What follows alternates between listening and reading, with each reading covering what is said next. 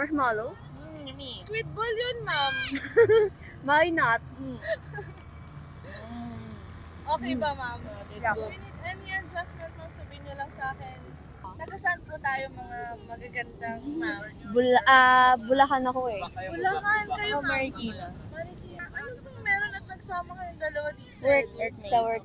Work pa din? Work pa din. Pero ma'am, mas na-enjoy mo ba ang view dito? Or sa ano, sa work, view mo sa work?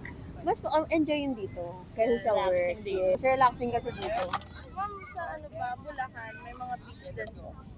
Hindi siya beach, mga river ano siya. Ma'am, ano ba yung isa sa mga pinagkakabalahan niyo Sa sa buhay? work. Para na kaming 24 hours sa work eh. Wala pa kayong trentahin na. Wala pa. Work.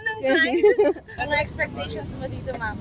Mas okay sa akin ang La Union kesa sa other beach na napuntahan ko. Oh, yes naman. Mas peaceful siya. Parang mas okay kasi pag weekdays parang hindi masyadong maraming tao. Pag weekends. Oo nga, totoo dyan. So, ma'am, pinili mo talaga na weekdays pumunta dito. Hindi. Bawal lang kami mag-day off ng weekends. Yun pala.